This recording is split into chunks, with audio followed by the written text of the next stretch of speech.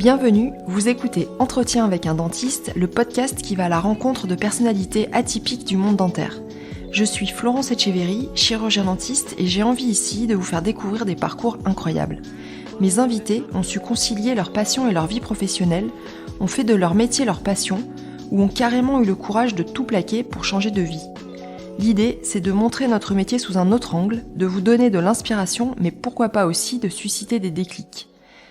Dans cet épisode aujourd'hui, je reçois Antoine Stomont, chirurgien dentiste et fondateur de Dentacop. Dentacop, ça s'écrit D-E-N-T-A-C-O-O-P en un seul mot. C'est la première coopérative dentaire française créée par et pour les dentistes et qui a pour vocation de permettre l'achat de matériel et consommables à un coût juste, mais aussi de proposer des services innovants et ce en toute transparence. Antoine nous raconte ici son burn-out en 2015 qui a complètement bouleversé sa vie, qui l'a conduit à stopper son activité de chirurgien dentiste du jour au lendemain et à se réorienter pour devenir développeur dans le web.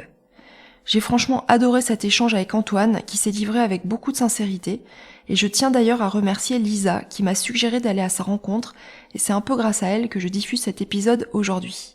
Donc merci Lisa et surtout n'hésitez pas si vous aussi vous avez des personnes à me suggérer de le faire via les réseaux sociaux ou via le site internet d'Entretien avec un dentiste. Avant de vous laisser à notre conversation, encore et toujours, et parce que c'est très important, pour soutenir Entretien avec un dentiste et pour m'aider à le faire connaître, je compte sur vous pour aller mettre la note de 5 étoiles sur l'application d'Apple Podcast dès la fin de l'épisode. Et surtout, n'oubliez pas d'en parler tout autour de vous. Je vous laisse en compagnie d'Antoine et je vous souhaite une très belle écoute.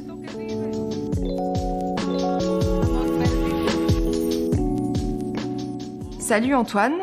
Salut. Comment vas-tu? Salut Florence.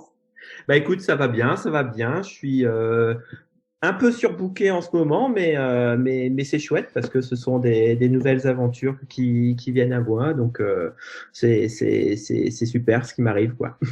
Bah écoute, en tout cas moi je suis ravie d'être avec toi, que tu aies accepté de participer à mon podcast. On va avoir plein de choses à raconter qui vont, je pense, être très utiles. En tout cas, je l'espère. Donc, tu vas nous expliquer un petit peu ce qui t'est arrivé. Oui. Donc, écoute, je te laisse commencer. Tu peux nous expliquer un peu qui tu es et ce qui s'est passé? Ouais, ça marche. Alors je suis chirurgien dentiste. J'ai fait une enfance tout à fait normale, des études un peu compliquées parce que c'était pas forcément la voie que j'avais choisie dès le départ. J'ai fait mes études, mais c'était un peu complexe parce que j'étais très très très stressé. Je suis sorti en 2003. Et en 2003, j'ai commencé assez rapidement à travailler en cabinet en tant que remplaçant, collaborateur. Donc ça me plaisait énormément, mais le stress était toujours présent. En 2004, j'ai ouvert mon propre cabinet avec mon ex-femme dans le nord de la France. Ce fut une super réussite parce que on avait bonne réputation, on savait pas dire non, donc ça plaisait énormément. Et de ce fait-là, on est vite arrivé avec une patientèle assez conséquente, et des emplois du temps super chargés. Mais tout allait bien, on gérait notre affaire, on était fatigué, mais ça allait. J'ai 3 enfants. Mon plus grand est atteint d'autisme, donc d'autisme au potentiel. Donc, cela demande énormément de présence. Et avec mon ex-femme, on a décidé, c'était elle qui avait pris cette initiative-là, d'arrêter son activité pour pouvoir se consacrer à lui et faire en sorte qu'il puisse avoir une scolarité normale, un suivi médical, pour pouvoir faire vraiment maximiser ses chances de réussir par la suite. Donc je me suis retrouvé tout seul à gérer l'usine à gaz que j'étais en train de me mettre en place. J'avais 3 assistantes, j'ai eu un collaborateur, mais pour autant le travail était de plus en plus compliqué. J'avais entre 5 et 9 mois d'attente en rendez-vous. Donc forcément très compliqué à gérer, et quand on sait pas dire non, bah c'est encore plus compliqué parce que de ce fait-là on fait des horaires de dingue, et on respecte pas forcément notre temps personnel, on s'occupe peu de soi. Mais je tenais le coup parce que je savais qu'il fallait que j'assure de ce côté-là. J'avais aussi une certaine conscience professionnelle qui faisait que bah, j'aimais que le travail soit bien fait. Donc ça allait. Mais en fait, tout doucement, de manière sournoise, le comment dire le burn-out se mettait en place en fait. Hein. Alors je l'appelle burn-out là maintenant parce que je sais ce que c'était, mais à l'époque je ne savais pas du tout ce que c'était. Le comportement qui change, la, la, la, l'aspect social aussi qui change. Le patient ne le voit plus de la même manière. On le voit plus comme une contrainte, une étape à franchir pour pouvoir finir sa journée, pour pouvoir subvenir aux besoins de sa famille, pour pouvoir payer ses charges.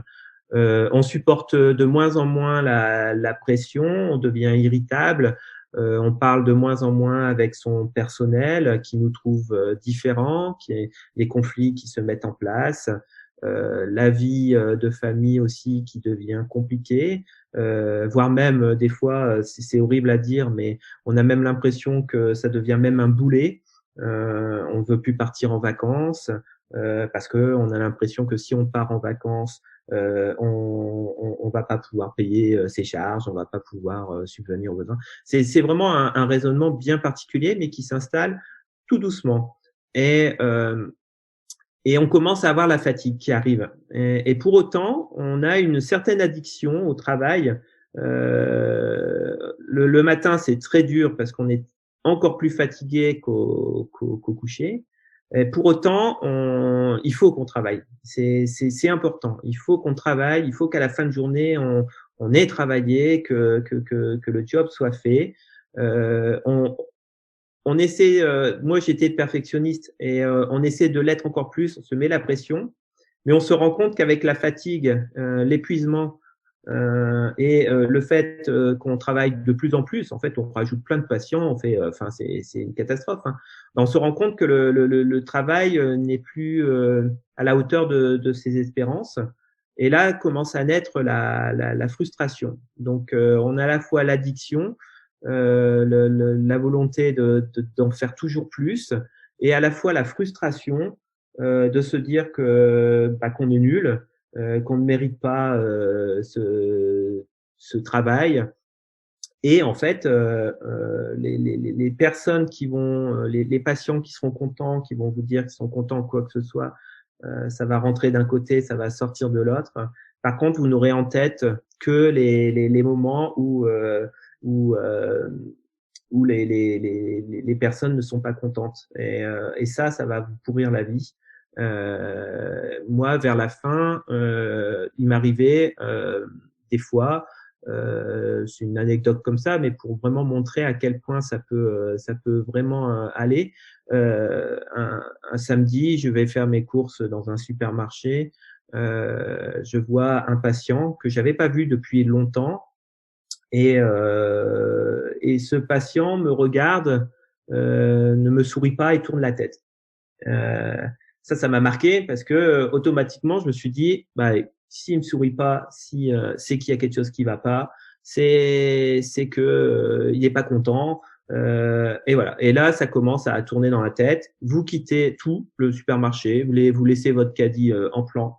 Prenez votre voiture, vous allez au cabinet dentaire, vous essayez déjà de reconnaître, de mettre un nom au visage que vous avez vu, ce qui est pas évident, parce que moi, je devais avoir 10 000 patients en listing. Au bout de 2-3 heures, vous finissez par le trouver.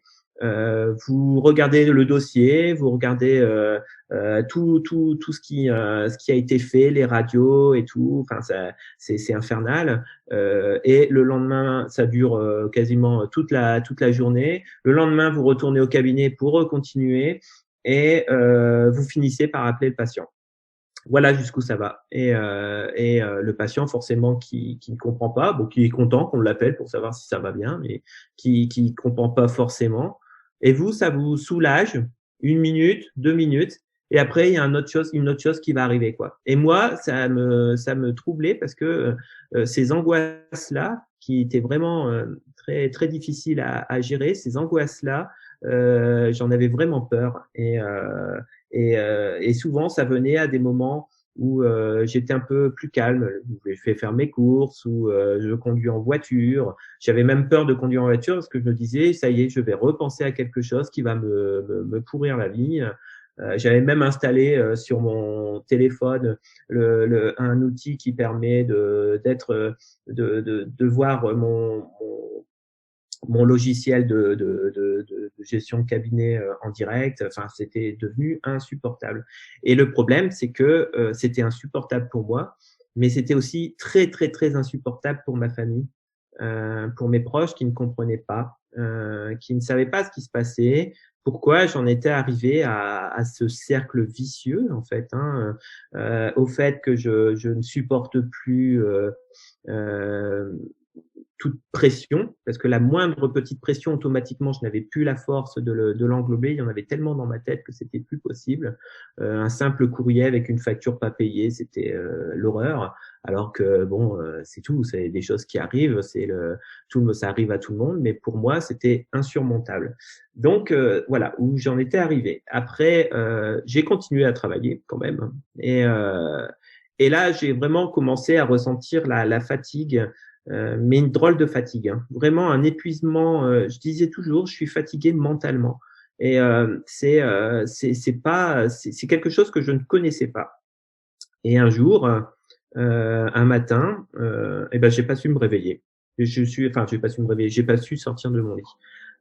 Impossible de me lever. C'est-à-dire que c'était euh, musculaire, c'était quelque chose que physiquement dans ton corps Oui, ne là répondait c'était, plus. ouais, oui, c'est ça. Là, c'était musculaire.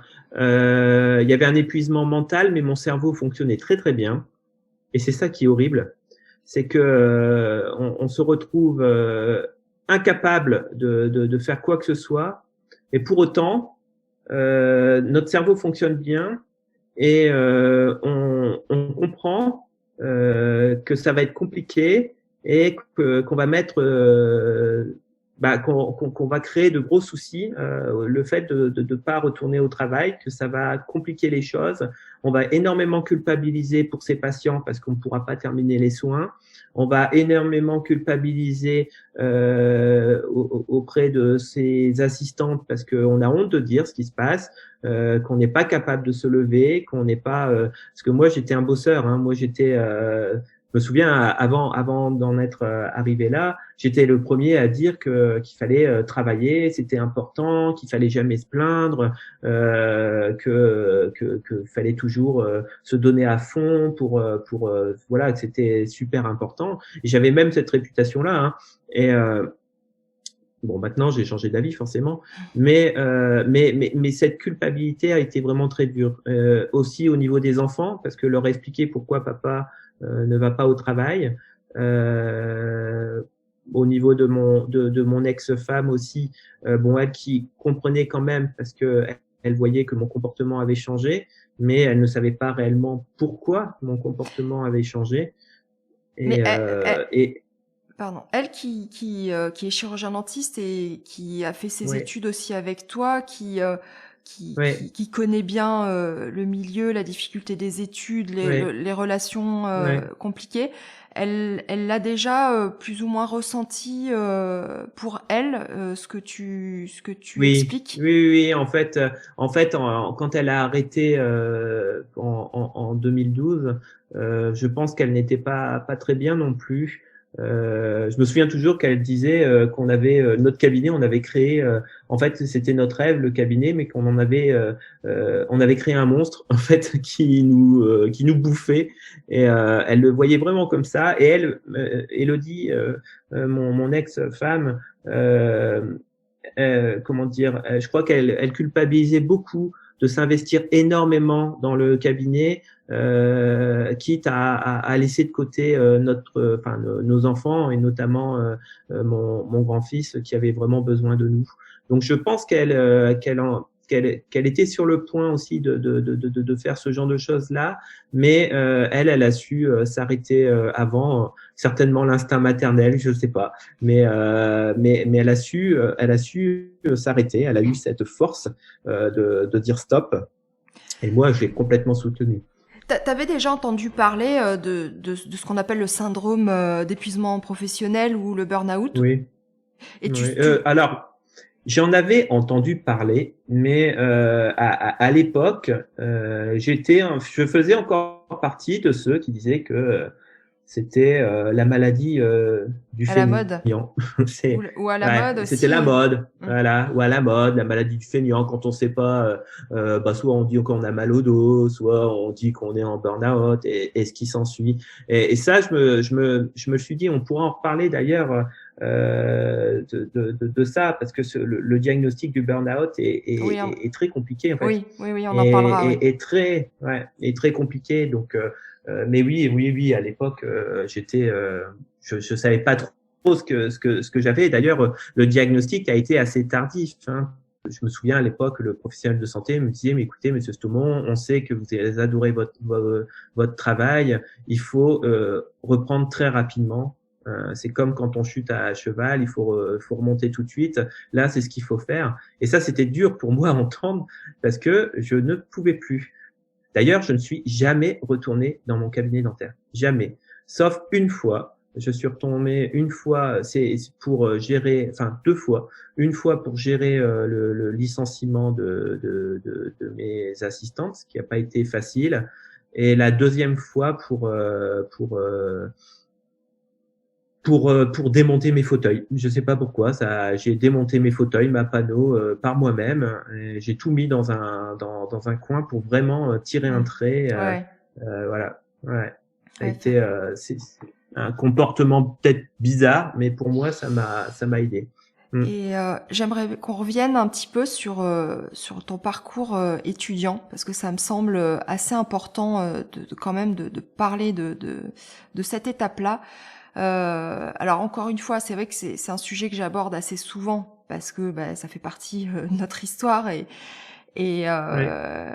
et c'est pas pour ni stigmatiser, ni dénoncer, ni quoi que ce soit. C'est juste pour essayer Ouais. de comprendre notre système qui est complexe, qui peut-être aujourd'hui a trouvé ses limites, et que je pense que d'en parler peut aussi éviter à d'autres personnes de subir ce que tu as subi. Ouais. Comment tu as donc, d'après ce que j'ai compris, ton papa est chirurgien dentiste. Oui. Donc, tu Oui. as suivi. C'était peut-être pas forcément le métier que tu aurais choisi si tu t'étais Oui. senti libre de Complètement. choisir. Moi, je voulais être dans l'informatique, donc c'était pas du tout le même domaine, mais bon, c'est vrai que j'ai baigné dans la chirurgie dentaire depuis tout petit. En sortant de l'école, j'allais faire mes devoirs au cabinet dentaire. C'était même l'assistante de mon père qui m'aidait à faire les devoirs. Donc, je connaissais quand même bien le milieu et bon, c'était une forme pour moi de faire plaisir peut-être à mon papa, de faire ce métier-là qui me, attention, hein, qui me non plus, c'était pas rédhibitoire pour moi, hein, loin de là.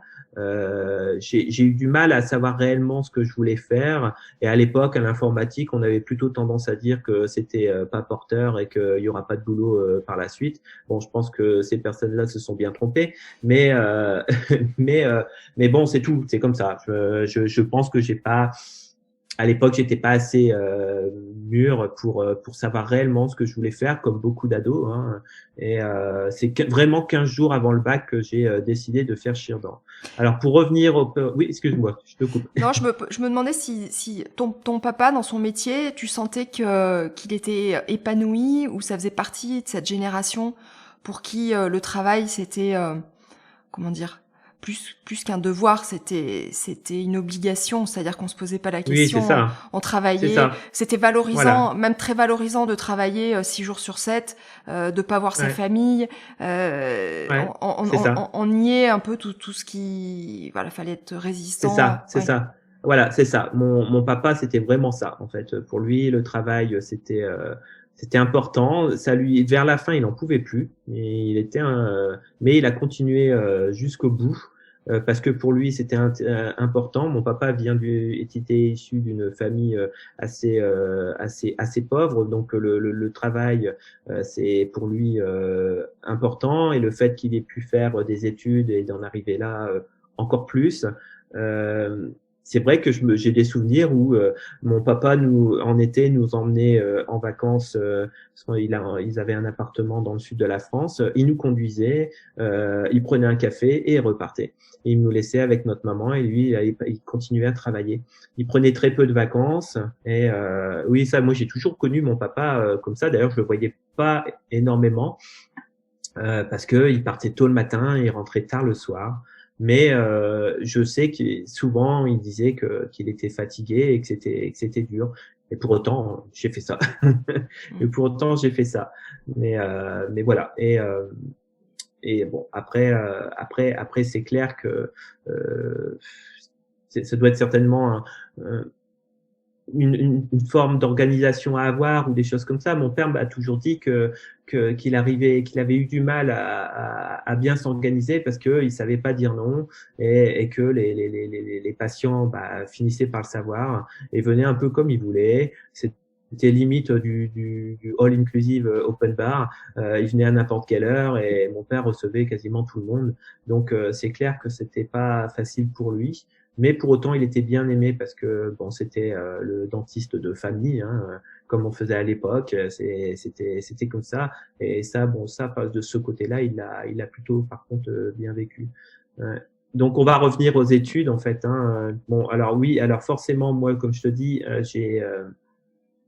j'ai su réellement ce que je voulais faire 15 jours avant le bac. J'ai fait ma première année de médecine qui fut pour moi très dur, très très très dur. L'esprit de compétition qui régnait, une ambiance un peu étrange. On nous parle de confraternité, mais là il y en avait pas du tout. Hein. Pour autant, on était des futurs professionnels de santé. Je me rappelle de mon premier cours qui était un cours d'anatomie sur le poumon. Bon, faut savoir que j'habite dans l'Avesnois, enfin mes parents habitaient dans l'Avesnois, à 80 km de la faculté de chirurgie dentaire. J'avais un appartement sur l'île, de médecine, pardon. J'avais un appartement sur l'île.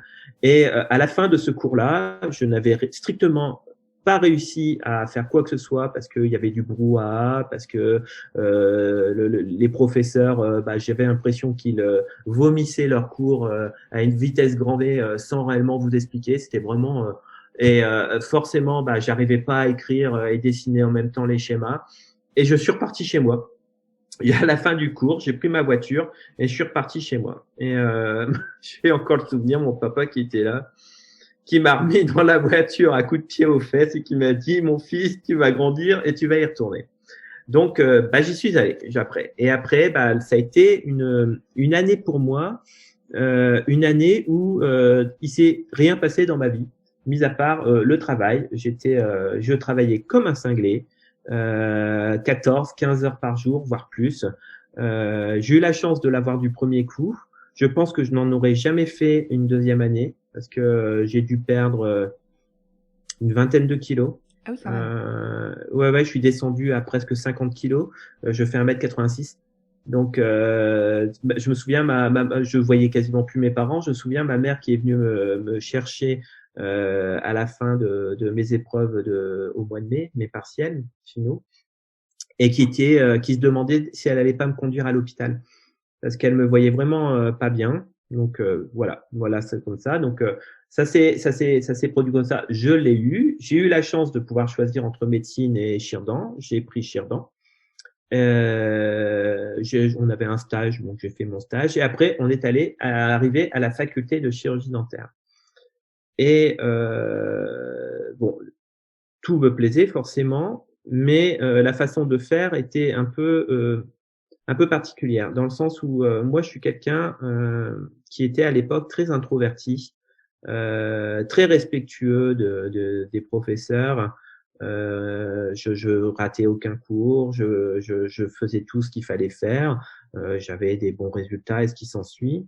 Et pour autant, j'ai toujours l'impression, et je pense que j'étais pas le seul, que quand on est introverti, qu'on est un peu, qu'on a des bons résultats, qu'on est un peu sérieux, quoi que ce soit, on nous laisse un peu de côté. Et ça a été très dur pour moi en 4e année quand j'ai commencé à rentrer en clinique, parce que j'étais très stressé de travailler sur du vivant, parce que je savais qu'il y avait une responsabilité derrière, qu'on faisait pas ça à la légère. J'avais forcément la théorie qui était là, mais entre la théorie et la pratique, il y a un fossé énorme. Et j'avais énormément besoin de soutien pédagogique pour mes premiers soins, que je n'ai pas eu en fait. Et grosso modo, c'est tu te débrouilles. Ou si vraiment je demande de m'aider ou quoi que ce soit, souvent on me disait, on se moquait de moi ou des choses comme ça devant le patient en plus. Donc alors ça c'était plus qu'horrible. Donc j'ai assez mal vécu ces périodes-là, et ça a entretenu ce stress auprès de mes patients, parce que j'avais du mal à me projeter, en fait, à me projeter en tant que dentiste. Je me projetais plus qu'en tant qu'étudiant qui ne savait pas encore tout, et je savais que j'étais mutilant. Et attention, mutilant, là, je pouvais être mutilant. Et ça, en fait, cette sensation-là, je l'ai gardée toute mon activité. Ça n'est jamais sorti de ma tête. L'impression, quand on prend un patient, qu'on peut être mutilant, qu'on peut lui faire mal, qu'on peut et ça c'est terrible, parce que normalement ça doit s'apprendre à la faculté, dans le sens où on doit rassurer les étudiants, leur montrer, les guider jusqu'à temps que le geste soit, on va dire entre guillemets, acquis, parce que c'est pas en 2 ans de clinique que tout est acquis, mais au moins avoir cette confiance de savoir-faire. Moi par exemple, j'ai jamais appris à faire une Hospix. On m'a jamais appris à la fac à faire une Hospix.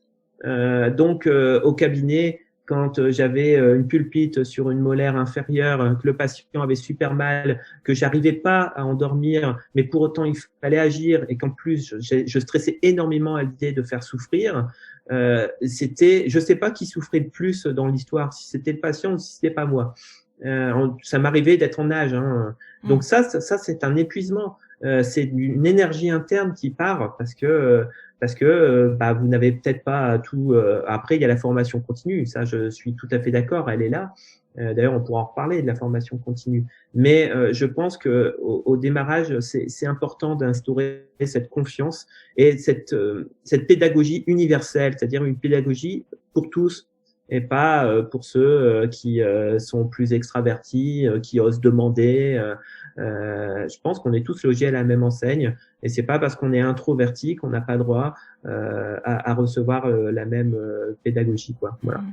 Voilà ce que je pense. Ouais. On s'est remémoré l'autre jour avec mon mari est dentiste, et on a fait nos études en même temps, et on s'est retrouvé avec un ami il y a pas longtemps, et on s'est remémoré des séquences en clinique notamment, limite, même pas limite, des séquences d'humiliation avec des tableaux complètement hallucinants où le prof, voire 2 profs sont présents, le patient est là également. D'ailleurs, le patient est presque placé à un état d'objet et n'est plus un être humain à part entière. Et l'étudiant qui se retrouve au milieu de tout ça, moi j'ai des souvenirs de boule au ventre, de malaise presque à me trouver mal, hein. Tu sais, les oreilles qui bourdonnent, tu sais plus trop Ouais, ce qui se passe autour de toi, ouais, t'es c'est ça. dans un état complètement second, et les profs qui rigolent, et le patient qui est là et qui comprend pas ce qui se passe et ce qui va lui arriver. Alors, Ouais, voilà, encore une fois, je pense que moi je suis pas là pour porter des jugements ou critiquer, mais je pense que il faut qu'on ait conscience que ça n'est pas normal, non, les étudiants aujourd'hui, je sais pas comment ça se passe, mais j'ai peu d'espoir que ça ait beaucoup changé. Et je pense que c'est aussi en libérant la parole et en osant en parler entre nous et se dire voilà, ce qu'on a vécu, bah c'est pas normal, parce on est censé être formé pour prendre soin des autres, pour être ouais, empathique, pour être altruiste. ouais, Et ça nous prépare pas du tout à ça. C'est-à-dire qu'on passe 5-6 non, ans à aller soigner avec un stress extrême pour certains, avec des moqueries. Et comment veux-tu qu'on se retrouve face à nos patients au cabinet avec l'empathie et voilà, tout nécessaire, à quoi. fait. J'ai une anecdote là-dessus que d'ailleurs j'avais deux trois copains qui faisaient comme moi à la fac. On avait un service où vraiment on savait que c'était compliqué parce qu'on n'avait pas beaucoup d'aide. Euh, les professeurs étaient souvent dans le même coin avec les mêmes personnes et peu avec nous. Et on se retrouvait toujours dans des galères pas possibles. Et au moment où les patients arrivaient, on allait se cacher dans le petit amphi pour être sûr que tous les patients soient pris. Et après, on ressortait et on n'avait pas les patients. Et ça, c'était quand même terrible parce que on était quand même là pour apprendre. On le savait, mais on ne pouvait pas parce qu'on savait que ça allait être une source d'angoisse extrême, quoi. Et pour autant, j'avais des services où il y a quand même eu des services où j'ai vraiment une bonne, enfin, franchement, où ça se passait très bien parce que c'était pas du tout la même mentalité. Et d'ailleurs, c'est rigolo parce que c'était en prothèse et c'est rigolo parce que dans mon exercice d'après, ce que je préférais faire, c'était la prothèse, quoi, les prothèses conjointes, et parce que j'avais cette confiance, parce que les professeurs étaient là derrière, me motivaient. C'est quand même important de dire aussi quand le travail est bien fait. Critiquer, c'est super important aussi, mais on le fait pas devant le patient. Et moi, les critiques, c'était toujours devant le patient. Des fois, des critiques un peu dures. Donc, le patient, après, bah, il a plus confiance en vous. Donc, soit vous le revoyez plus jamais, soit vous le revoyez, mais avec un autre étudiant. Donc, vous imaginez un petit peu comment on peut réagir à ça. C'est très dur, c'est très dur. Et forcément, je pense que ça nous forge par la suite et nous rend peut-être un peu plus sensibles au risque du syndrome d'épuisement professionnel. Parce qu'on sera toujours en quête de reconnaissance, ce qui est difficile dans notre profession, car quand on arrive au cabinet dentaire et que quand nos patients arrivent, la plupart du temps, c'est pas pour vous dire que tout va bien. La plupart du temps, c'est pour vous dire qu'ils ont mal, qu'il y a un truc qui va pas ou quoi que ce soit. Donc, si vous n'avez pas eu cette reconnaissance pendant vos études, cette confiance en vous, bah, vous prenez tout pour vous et au bout d'un moment, bah, ça devient dévastateur. Enfin, je pense que ça peut avoir un rôle. Mm. Ouais. Tu, tu souffrais aussi de l'image globalement de notre profession. C'est-à-dire que Oui. je pense ne pas dire n'importe quoi en disant qu'on a une profession qui a une image qui est pas forcément toujours valorisée. Ouais. Peut-être aussi un manque, enfin une impression ou un manque de reconnaissance. Mm. Bon, nombre d'entre nous le savent, hein, et dans la journée, on a bien plusieurs patients qui, avant de nous dire bonjour, commencent déjà par nous dire qu'ils aiment pas venir nous voir ou qu'ils ne nous Mm. aiment pas. Alors, Ouais. on affiche un sourire un peu crispé, mais maintenant, au fil des années, on commence à être habitué à ce genre de réflexion. On essaie de pas le prendre de manière personnelle, mais il faut bien dire quand même que ça a un impact et qu'au fil des années, ça dégrade un peu notre notre image et notre confiance en nous. Ah, complètement, complètement. Ça, c'est clair que ça, moi, je le prenais à 200%. Dès qu'il y avait des émissions à la télévision, par les médias ou quoi que ce soit, en général, je ne les regardais pas parce que c'était toujours très négatif. Ça me faisait même peur.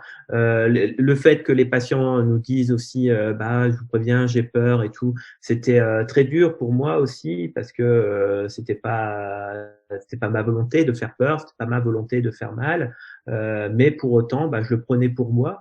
Moi, je fais beaucoup effet tampon. En fait, je prends tout sur moi, en fait, hein, et j'ai du mal à ressortir après ces émotions-là. Elles restent vraiment intégrées en moi.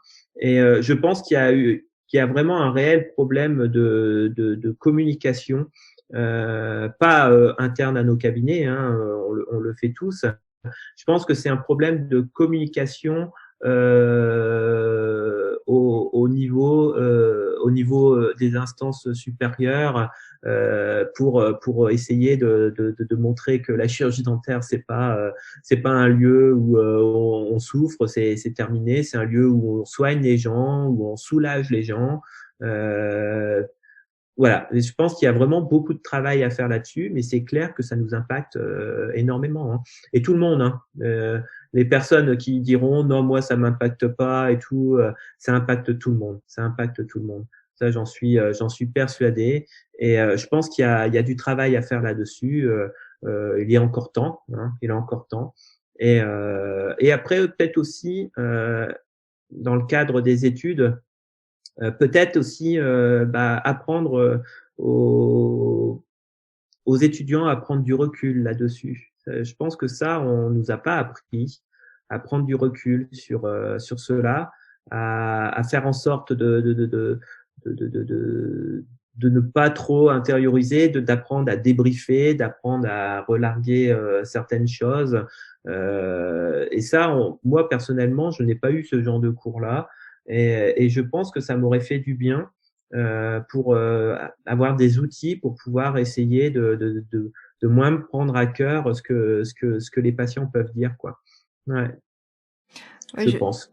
ouais, je pense aussi, et je pense aussi qu'il y a, comme le rôle parental et l'éducation en général, il y a aussi une histoire de modèle et d'exemple. C'est-à-dire que déjà, Ouais. montrer l'exemple, être respectueux avec les gens en général, et y compris les étudiants et les patients en clinique, Mm. ça serait déjà un grand pas Ouais. de franchi. Ah, complètement. Euh, Complètement. Ouais. Bon, on va revenir à cette année qui pour toi a été vraiment une année à la fois dramatique, on peut dire, mais aussi charnière parce que ça a été le point de départ, l'amorçage d'une nouvelle vie. Oui.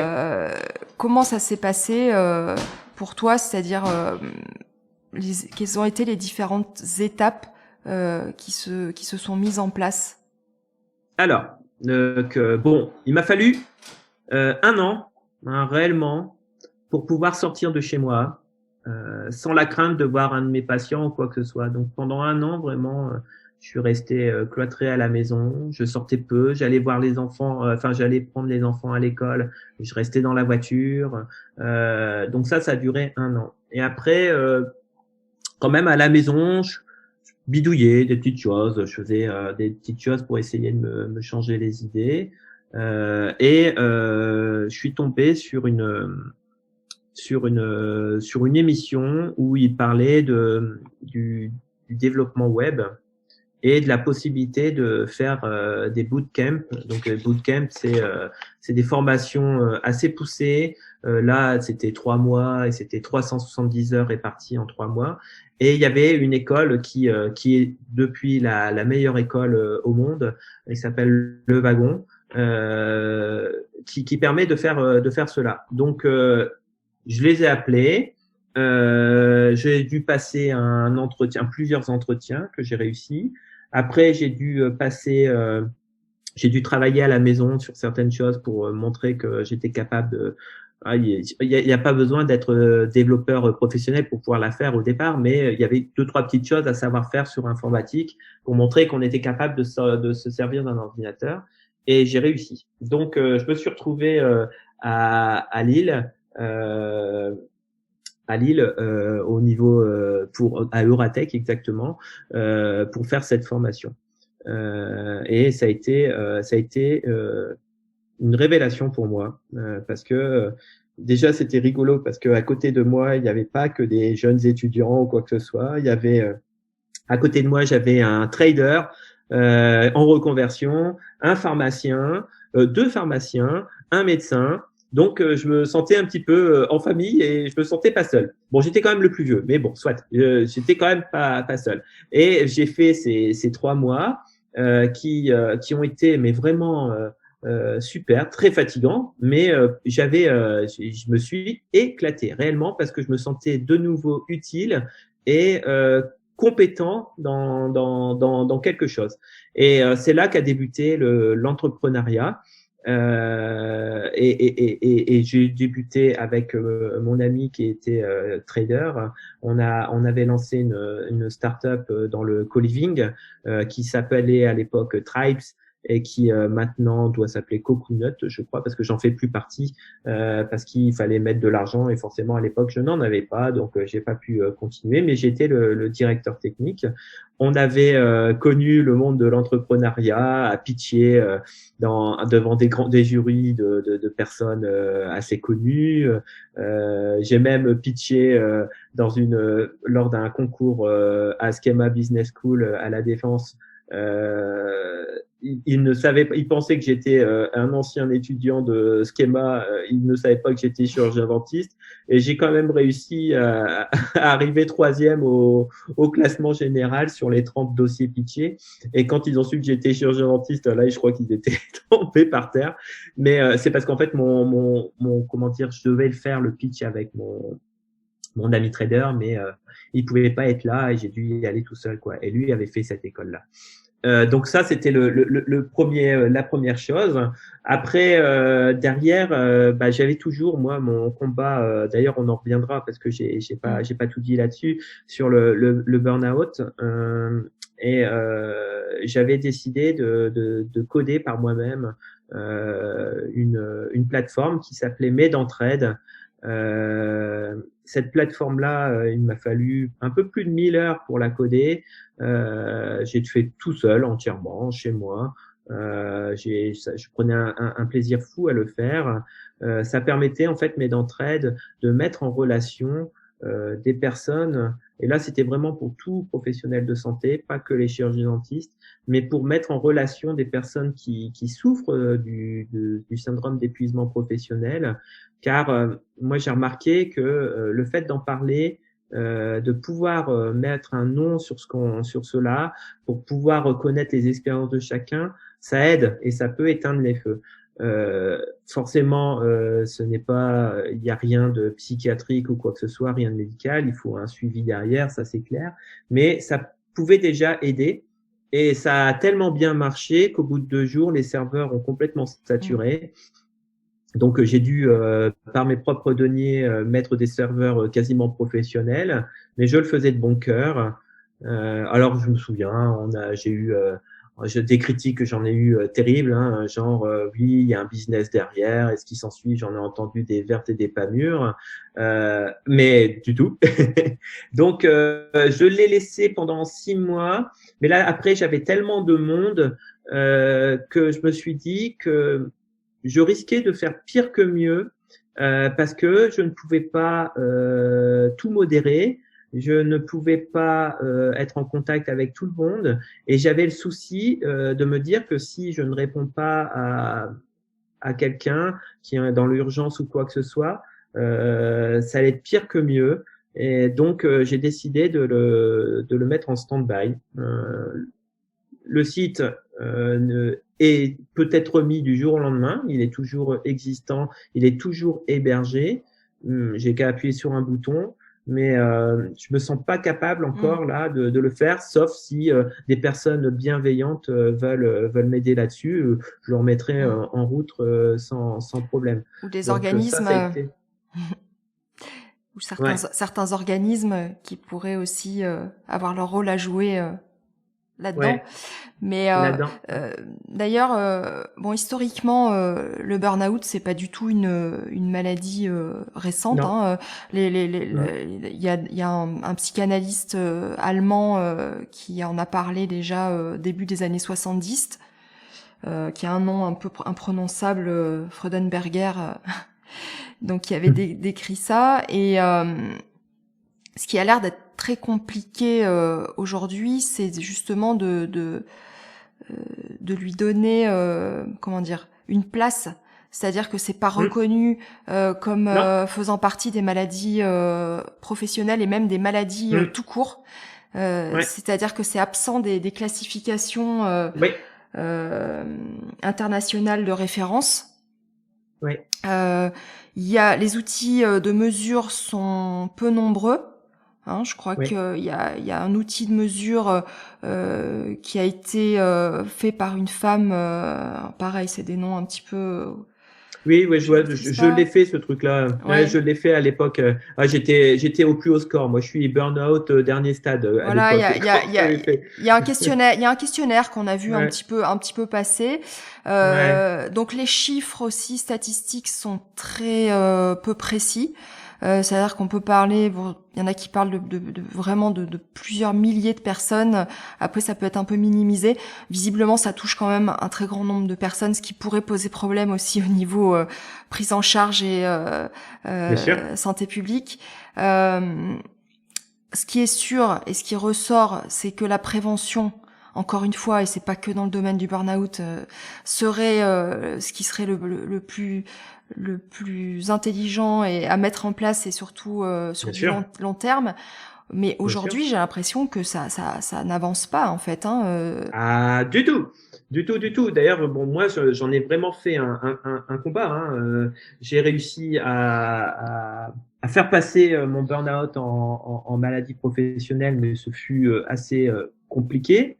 Euh, Parce que il faut savoir quelque chose, c'est que dans notre profession libérale, contrairement aux professions salariées, euh, quand on fait un burn-out, euh, on a besoin de faire un travail de deuil. Euh, un travail de deuil de sa vie d'avant pour sa vie d'après, parce que la vie est changée. En général, dans la plupart des cas, le vrai burn-out, le gros burn-out finit par une reconversion, et c'est pas évident. Et pour ça, bah, pour pouvoir faire ce deuil-là, je vais pas dire qu'il faut trouver un coupable, mais il faut trouver une raison, quoi. Dans le monde salariat, en général, ça finit par au prud'homme avec le harcèlement et ce qui s'ensuit, qui peut être la cause, attention, hein. Mais ça peut aider à faire ce deuil-là. Nous, bah, qu'est-ce qu'on peut faire, nous, se plaindre auprès de nos patients? Non, c'est pas faisable. Se plaindre auprès de qui? Bah, on sait pas. De ses assistantes? Non, non plus. On peut se plaindre, en fait, on peut s'en vouloir qu'à nous-mêmes. Alors moi, pour moi, mon combat, parce que moi, il fallait absolument que je puisse passer cette étape-là, c'est de faire en sorte qu'on reconnaisse mon burn-out, qu'on me dise que ce burn-out m'a cabossé, m'a abîmé, et ce burn-out était dû à ma profession, en fait, qui m'a abîmé. Donc ça a été très long, hein. J'ai dû passer pas mal de fois en commission, mais j'ai fini par y arriver. Entre deux, j'ai voulu aussi commencer à parler du problème du burn-out au niveau des professions libérales. Je suis même allé à la rencontre de Benoît Hamon, qui à l'époque à l'Assemblée nationale, qui à l'époque travaillait beaucoup sur le burn-out. Il a eu énormément de mal, d'ailleurs, c'est toujours pas passé en maladie professionnelle, hein.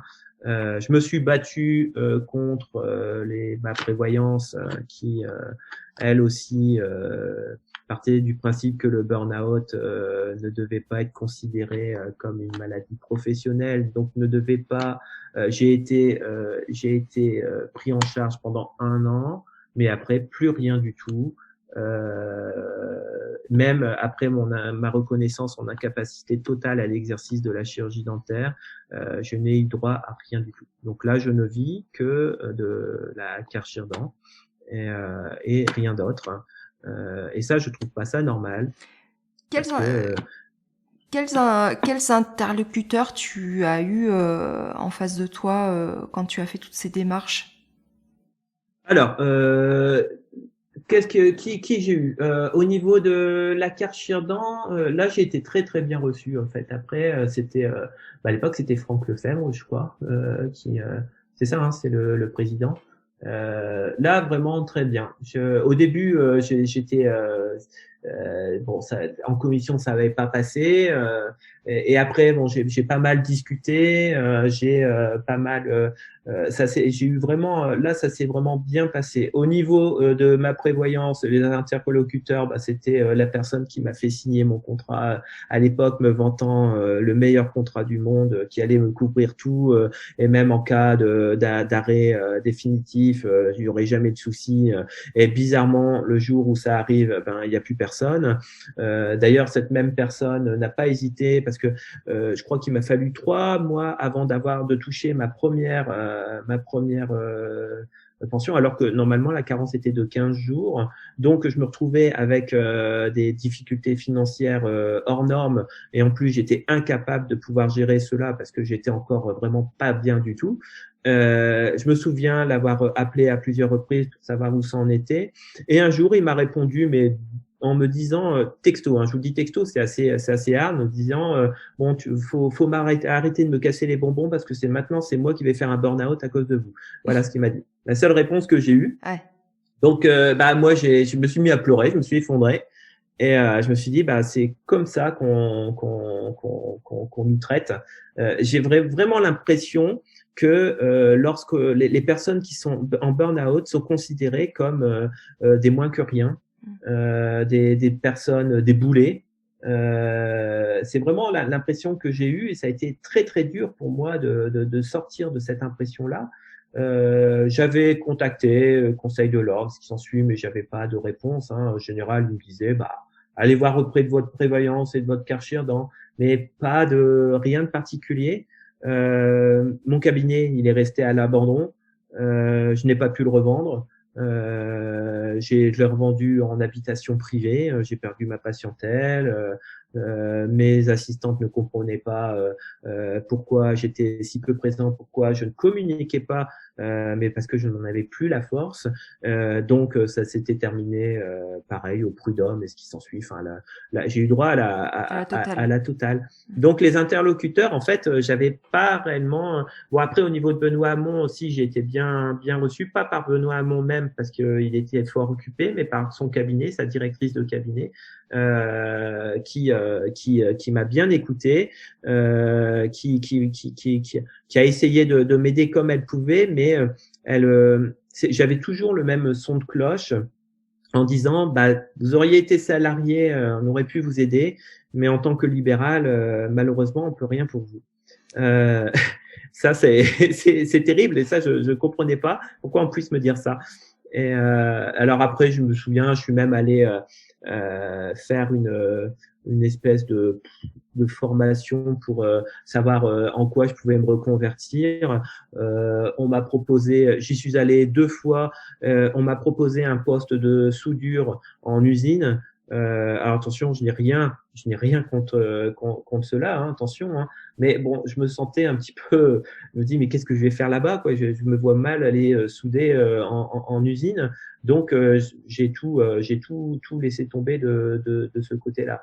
Mais oui, non, c'est pas facile. En fait, on n'est pas entendu. On est une profession, je parle de chirurgien dentiste, où on n'a pas réellement d'équivalence. Lorsqu'on a besoin de se reconvertir, on est vraiment laissé à l'abandon. Alors, on va nous dire, oui, vous avez droit avec l'URSSAF à des formations ou quoi que ce soit. Oui, on a droit à des formations quand on cotise encore à l'URSSAF. Or, quand on est en arrêt, qu'on s'est mis en arrêt, qu'on arrête notre activité ou quoi que ce soit, parce qu'on peut plus continuer, et forcément qu'on cotise plus à l'URSSAF, on n'a plus droit à ces formations-là. Donc, soit on les paie avec nos propres fonds, soit, là, on se retrouve vraiment en difficulté. Et moi, ma formation au wagon coûtait très cher. Je me suis fait aider de mes parents. pour pouvoir le faire. Donc là aussi, il faut savoir mettre sa fierté de côté. Hein, parce que on passe du stade où on gagnait notre vie correctement au stade où on est obligé de demander de l'argent à ses parents. C'est dur, mais pour autant il fallait que je le fasse et je regrette pas parce que ça a été pour moi ma renaissance.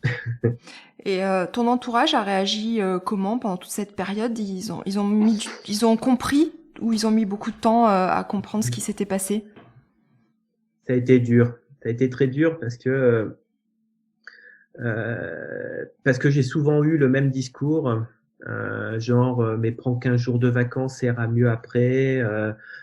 Tu sais, moi aussi, ça m'arrive des coups de barre. Pourtant, je prends sur moi. T'as des enfants, tu dois être responsable. J'ai entendu ça. J'ai même entendu un truc qui m'a vraiment très perturbé et qui reste encore ancré dans ma tête. Une personne de ma famille qui m'a dit tu te rends pas compte, moi j'ai pas eu la chance de faire des études comme toi et du jour au lendemain tu décides de tout arrêter parce que tu es fatigué. Moi j'aurais aimé faire tes études, j'aurais aimé faire ce que tu fais et je peux te dire que c'est pas un petit coup de barre qui m'aurait arrêté. Et ça, c'est dur à entendre parce que dans un sens, on se dit qu'il a raison. Et dans un second sens, notre épuisement nous empêche de faire cela, parce que on est vraiment partagé entre les deux, parce qu'on culpabilise énormément. C'est vraiment les gens qui en font un burn-out et qui en ont fait un, et allez, on va dire 1 an, 2 ans après, la première chose qu'ils vont vous dire, c'est la culpabilité. Et c'est terrible, c'est cette culpabilité. Et ça, c'est vraiment typique de notre profession libérale, cette culpabilité, parce que le burn-out est mal vu, parce que le burn-out n'est pas pris en charge, parce que il y a pas beaucoup de prévention là-dessus, on pourra en reparler, parce qu'il n'y a pas de service réel pour pouvoir aider les professionnels de santé en général libérales à pouvoir sauver leur entreprise, parce qu'on a une entreprise, lorsqu'on n'est plus capable de signer une feuille, parce que faut pas croire moi j'étais même pas capable d'appeler un numéro de téléphone. Il existe des numéros verts et ce qui s'ensuit. Lorsqu'on a vraiment atteint ce stade de burn-out, on est incapable de passer un coup de fil. Incapable. C'est impossible. Je n'ai jamais réussi. Peut-être que 2-3 mois avant, j'aurais pu réussir. Mais le souci dans ces cas-là, c'est que dans le cas du burn-out, 2-3 mois avant, on est encore dans ce stade d'euphorie où on se sent surpuissant. Lorsqu'on va nous dire, mais Antoine, lâche le pied, lève le pied, quoi que ce soit, on aura tendance à dire, mais occupe-toi de tes oignons, je vais très bien. Et c'est pas à ce moment-là non plus qu'on va appeler un numéro vert pour dire qu'on va pas du tout. C'est vraiment ce qui est le ressenti. C'est pour ça qu'il faut bien faire la différence entre le burn-out et la dépression. Parce que la dépression, on peut appeler à l'aide. Parce que c'est pas du tout la même chose. Le burn-out, c'est vraiment autre chose. Le traitement n'est pas du tout le même d'ailleurs, mais le burn-out, s'il n'est pas pris en charge correctement, si le vrai traitement qui est tout simplement l'éviction des stimuli anxiogènes, si ce traitement-là n'est pas mis en place, il vire très vite en dépression. Et c'est après qu'on peut avoir des personnes qui ont des gestes malheureux, qui mettent fin à leur jour. Parce qu'ils ont les deux choses en même temps, quoi. Et ça, c'est très, très, très fréquent. Donc, selon toi, pour faire de la prévention, il faudrait déjà informer peut-être notre profession dès le début de ces risques-là, des signes avant-coureurs qui doivent alerter, mais alors aussi faire à ce moment-là du prévention pour tout le monde, parce qu'il faut que les gens autour sachent exactement dépister dans les mots, dans les comportements. Exactement. Le personnel, on devrait avoir une affiche, hein, mais sur, je sais pas, en stérilisation, tout ça, le personnel doit être au courant des signes. Même à la limite, faire une formation. Les formations des assistantes dentaires, par exemple, pourraient mettre en place ce genre de choses-là, 1 ou 2 heures de cours là-dessus. Il n'y a pas besoin de plus, hein, uniquement pour connaître les signes. Après, les conjointes, parce que là aussi, on peut en parler beaucoup de ça. Faut savoir que malheureusement, les burn-out sont souvent précédés ou suivent des divorces. Hein. Ça, il faut en être sûr, parce que notre changement de comportement avant de vraiment déclarer le burn-out peut prendre 1 à 2 années, assez pour mettre en péril le couple, assez pour faire en sorte que le futur burn-outé, on va l'appeler comme ça, n'ait plus d'amis, parce que ses amis le comprennent pas, parce que il se fâche avec eux, qu'il se mette en colère avec sa famille. Donc cette personne-là va se retrouver toute seule et va faire le burn-out. Et en général, c'est dans ces moments-là qu'il y a des gestes malheureux qui arrivent. Et ça, il faut vraiment être conscient, parce que la personne qui pourra dépister le burn-out ne sera pas la personne qui a le burn-out. Sera le conjoint, la conjointe, sera l'assistante, sera l'ami, sera voilà. Et moi, c'est ma femme, hein, qui quand elle a vu que je me levais pas, c'est ma femme qui a alerté le monde autour de moi. Hein.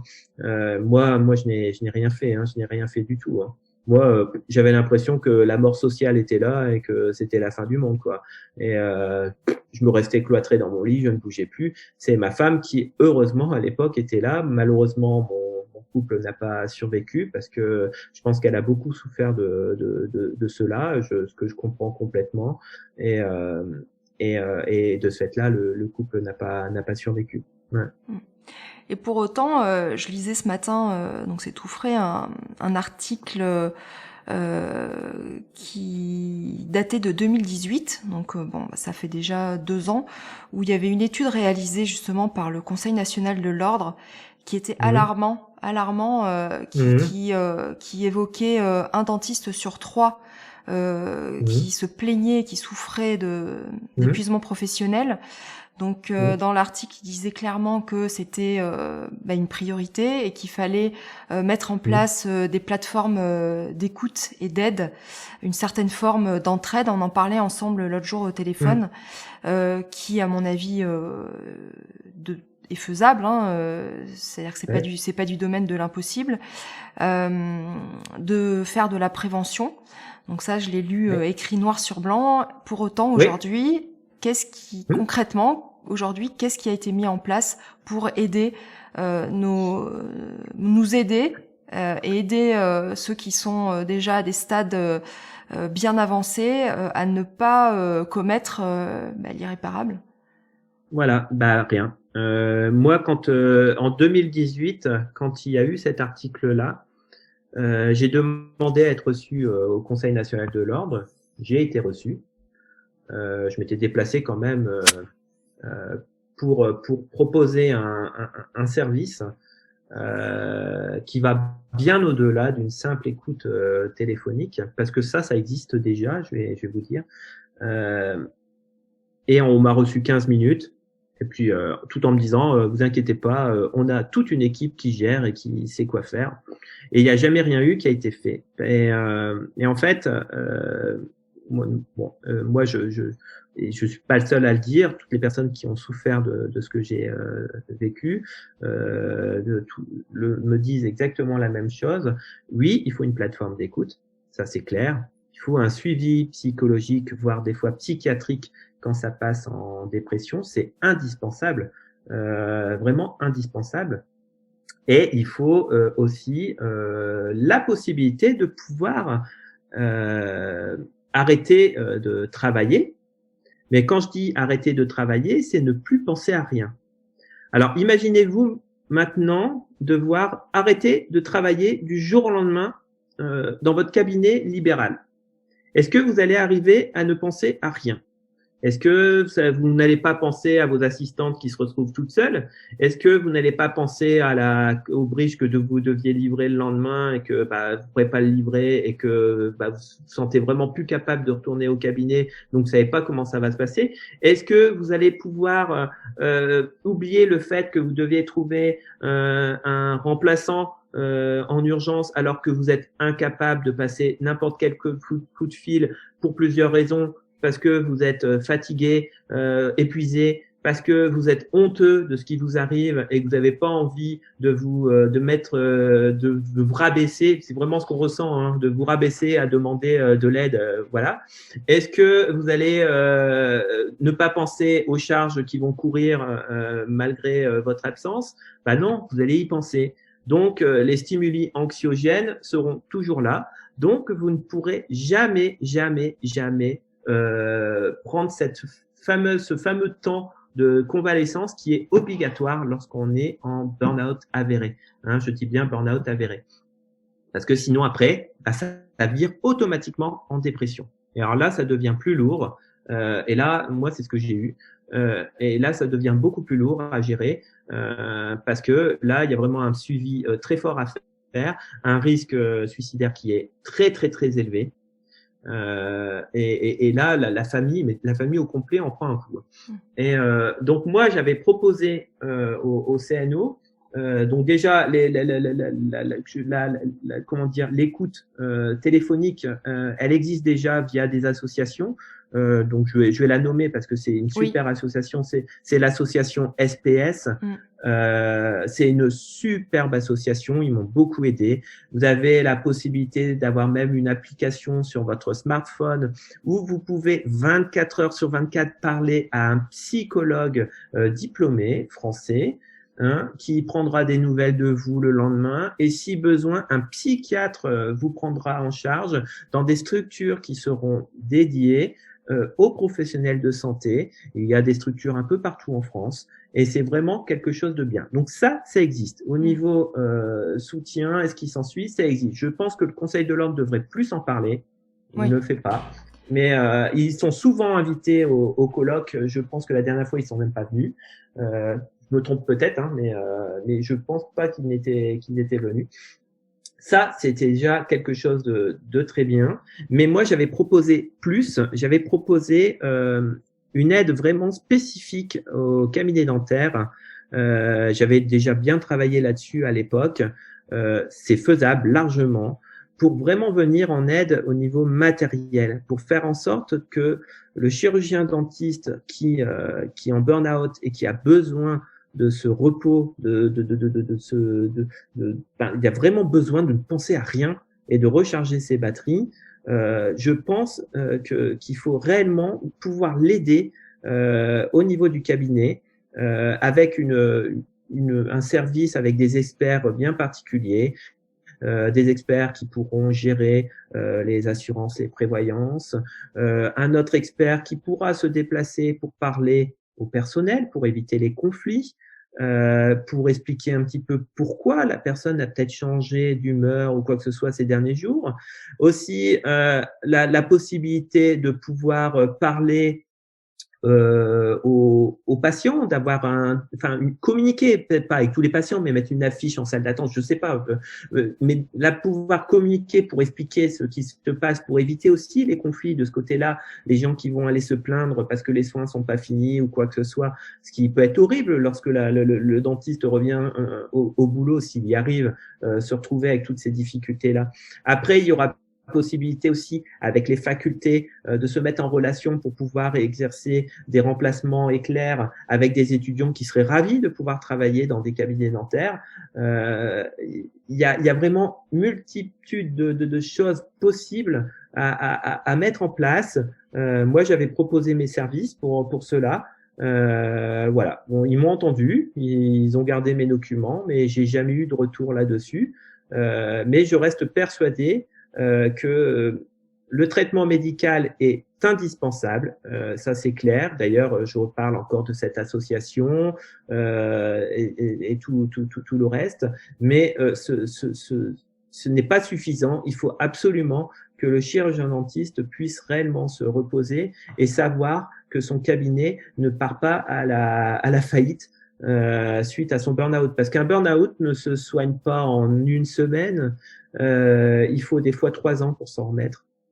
Alors oui, c'est clair que 3 ans après, là, faut peut-être penser à une reconversion, mais des fois, ça peut être 6 mois. Et 6 mois, il y a peut-être possibilité de faire quelque chose et de sauver les meubles.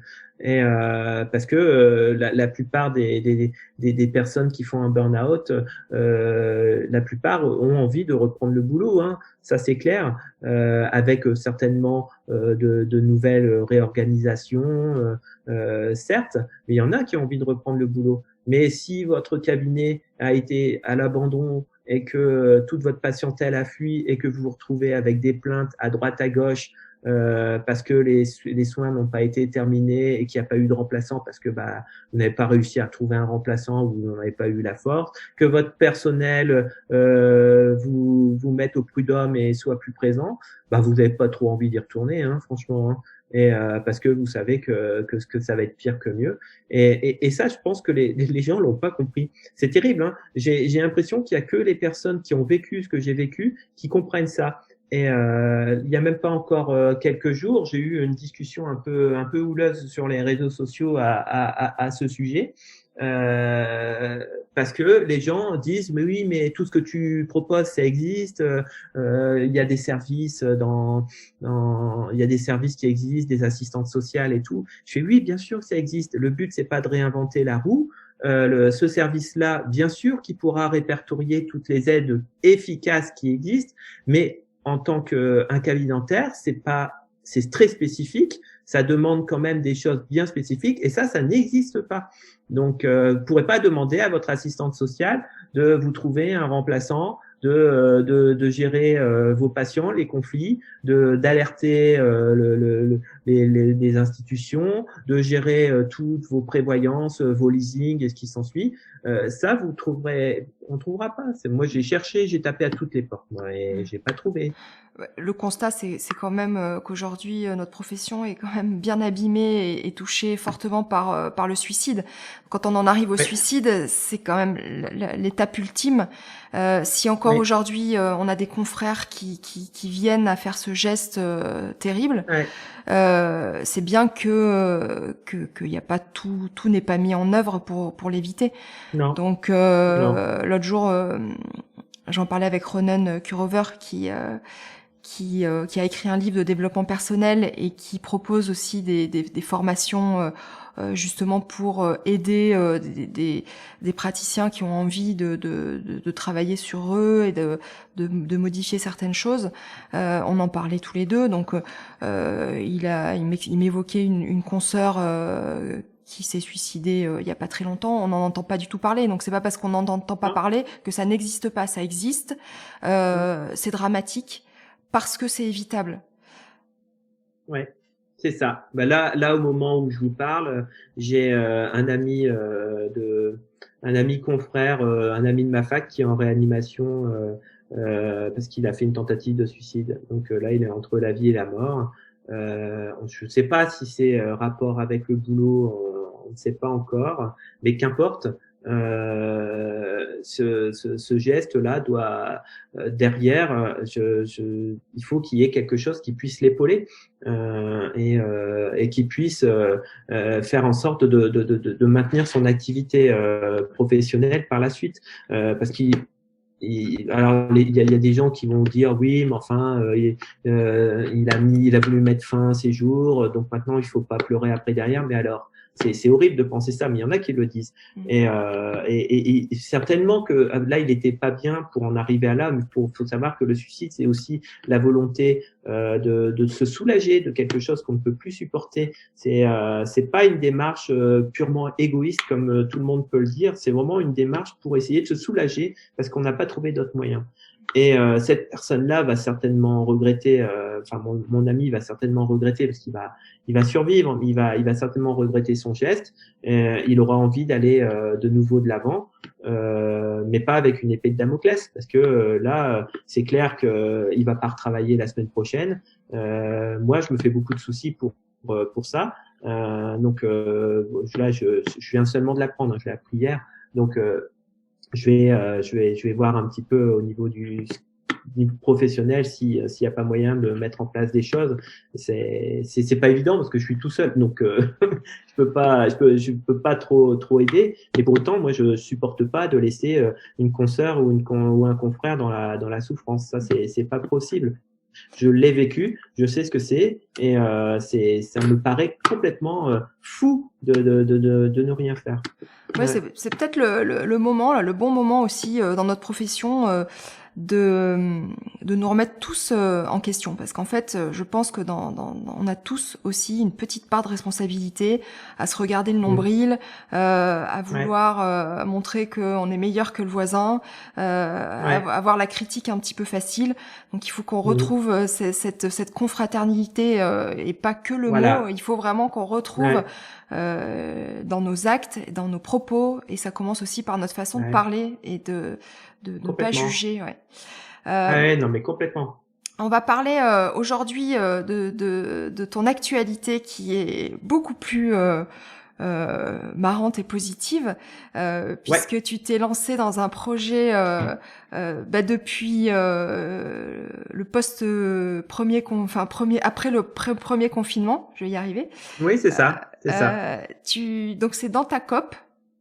Ouais, Dantacop, donc c'est une coopérative, la première coopérative dentaire française, qui est vraiment pensée par les chirurgiens dentistes, créée par les chirurgiens dentistes pour les chirurgiens dentistes. Et la démarche, elle a un petit peu ma fibre, hein, forcément, ma philosophie, qui est la confraternité, l'union, la transparence. Et vraiment des choses qui me tiennent énormément à cœur et qui se réduisent comme peau de chagrin en ce moment. Hein, tu en parlais, hein, du problème de la confraternité. Moi, j'en avais marre de lire sur certains groupes Facebook des gens qui s'entretuaient en permanence pour des peccadilles. Et je me suis dit non, là il faut vraiment mettre en place quelque chose qui puisse enfin nous unir. Yacine Corbin qui avait déjà eu cette idée-là depuis déjà quelques temps, mais qui n'avait pas le temps de s'y consacrer. Je l'ai rencontré, ça a été vraiment le coup de foudre. On est vraiment tombé vraiment professionnellement amoureux l'un de l'autre, on va dire, parce qu'on a les mêmes idées, on est passionnés tous les deux. Et il m'a laissé la possibilité de lancer réellement le projet. J'ai réussi à fédérer une équipe. On a un groupe Facebook. On doit être là actuellement 5700 chirurgiens dentistes qui sont inscrits et prêts à nous suivre. Et on a vraiment une démarche qui est saine dans le sens où on veut rétablir un dialogue entre nous. Rétablir un dialogue avec les vrais acteurs du dentaire, hein, les fabricants, les laboratoires, ce qui leur plaît énormément. On ne veut plus de ce système et cet écosystème qui est verrouillé actuellement et qui empêche qui nous empêche de nous épanouir dans notre métier, mais aussi les fabricants de pouvoir œuvrer pour le bien de la profession. Je pense là aussi, il est temps de faire quelque chose de concret. Et tout ça dans cette volonté d'union, et c'est vraiment je pousse la confraternité à son maximum, parce que je pense que c'est réellement ça qui va nous sauver. Et Dantacop, ça sera pas qu'un simple fournisseur, ça va vraiment rassembler la profession pour enfin nous faire entendre. Et je suis content parce que dans le groupe, l'humeur, elle est super. La confraternité est réellement présente. En fait, elle était juste endormie, la confraternité. Là, elle est en train de se réveiller. Les gens commencent à y croire. Bon, alors il faut savoir aussi que la communication est indispensable, parce qu'on a quand même été pendant des années un peu on va dire pas égoïste, mais on était chacun pour soi, on va dire ça comme ça, et on se méfiait énormément des projets qui se mettaient en place, car on a toujours l'impression que c'était une arnaque. Il y en a eu d'ailleurs, ou encore le moyen de nous de nous Taxé. rouler encore plus dans la farine, voilà, de nous taxer, voilà. Et en fait, c'est pas du tout ça. Et là, les gens commencent à comprendre et ça, c'est bien. Ouais. Et j'ai cru comprendre, en tout cas c'est ce qui transparaît sur le projet d'Antacop, qu'il y avait vraiment une prise de conscience à 360 degrés sur plein d'aspects, que ce soit le, la possibilité d'embaucher des personnes à handicap. Donc ça, c'est un sujet aussi, Ouais. toi, qui te tient énormément à cœur et pour Automatiquement, hein, cause. oui, ouais, voilà, complètement. Ça, on va avoir un laboratoire d'innovation dans lequel on va former des intelligences multiples,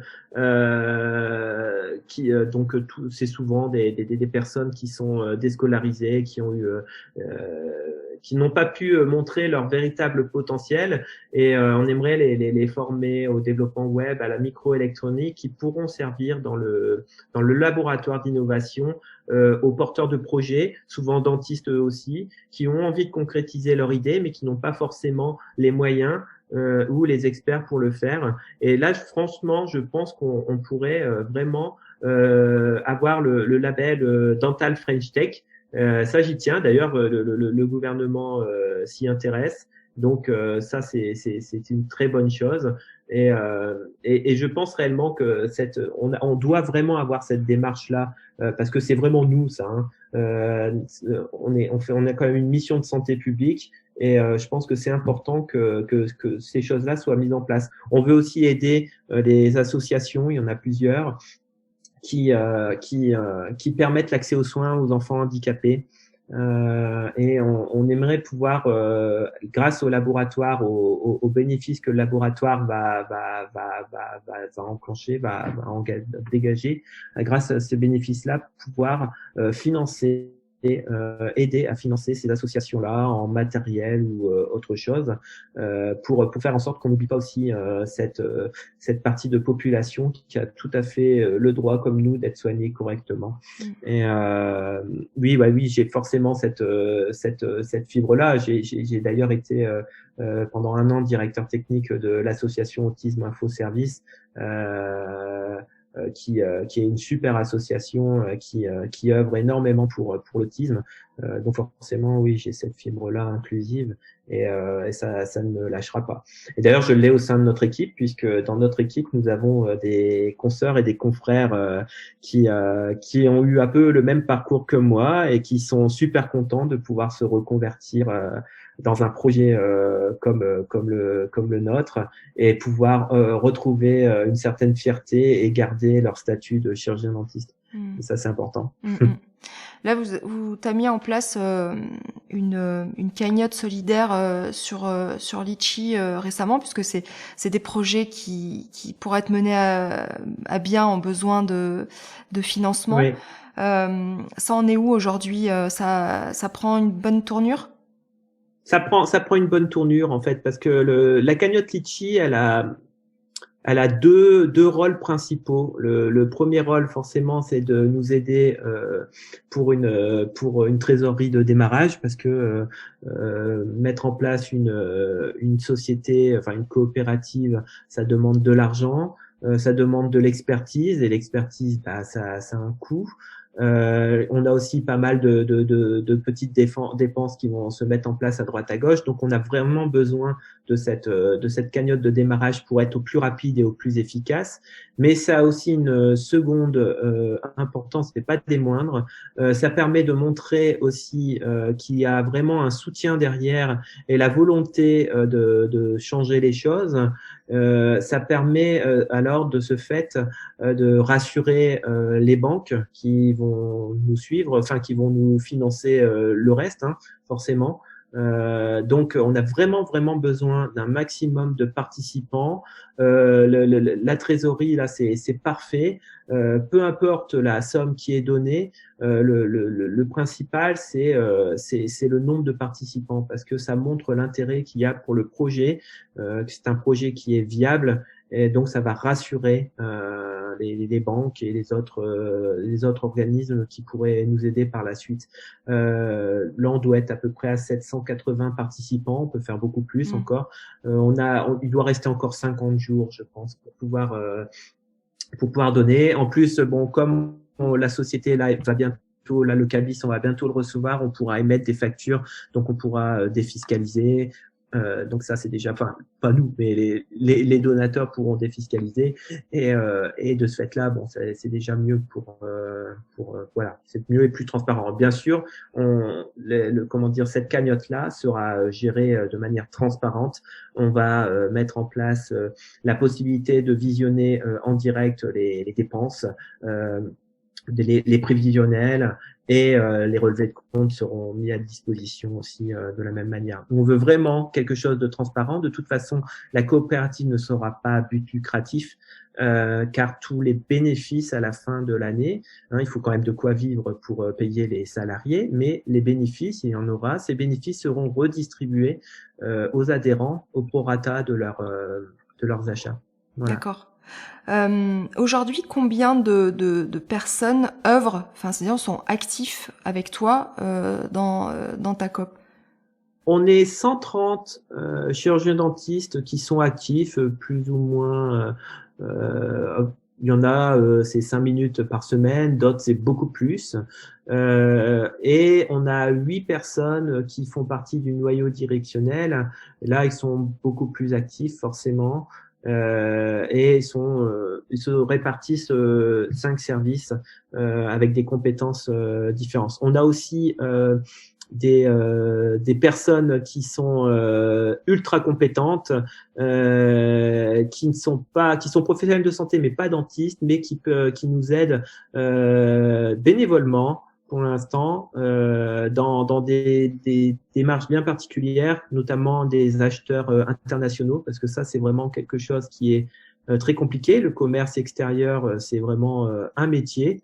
Et donc il nous fallait ce genre de personnes-là, et j'ai réussi à convaincre une personne à venir nous rejoindre pour le moment bénévolement, et elle n'a pas hésité une seconde, et ça c'est génial, ça fait depuis pas longtemps. On a aussi une consoeur qui est spécialisée dans les démarches éco-responsables, qui ne fait que ça, et qui a accepté aussi de participer à l'aventure, et qui donnera une touche éco-responsable qu'on veut tous, d'ailleurs, à la coopérative. Voilà. Et de quoi as-tu le plus besoin aujourd'hui? Et si tu avais un appel à lancer, en quoi on pourrait aider? Voilà, est-ce que tu aurais un Alors, message à faire passer? moi, le message, enfin, j'en aurais deux. Le premier message, je pense que ça serait que l'on soit tous, chirurgiens dentistes, que l'on soit tous ambassadeurs de notre projet, parce que c'est vraiment le projet de tous, et qu'on en discute autour de nous, et qu'on fasse, et que tout le monde vienne dans le groupe. Ça, je pense que c'est super important, parce que c'est notre force. C'est vraiment une force qui est largement plus puissante que la force pécuniaire qui va certainement nous venir dessus dans quelques semaines. Il faut vraiment qu'on soit unis là-dessus. Donc ça, c'est la première des choses. Et la deuxième des choses, c'est au niveau des institutions. On a besoin je pense qu'on a besoin ça serait bien qu'on puisse être incubé ou accéléré sur Paris, ça serait mieux, pour pouvoir avoir toute l'expertise à portée de main pour bien démarrer et faire les choses correctement dans les règles de l'art. Bon, on travaille bien là-dessus, il n'y a pas de problème, mais on pourrait être encore plus rapide. Vraiment, je pense que on a notre place dans ce genre alors, il y en a plein, des incubateurs dans le domaine de la santé, voire même dans le domaine de l'inclusion, puisque de toute façon, on aura cette démarche inclusive.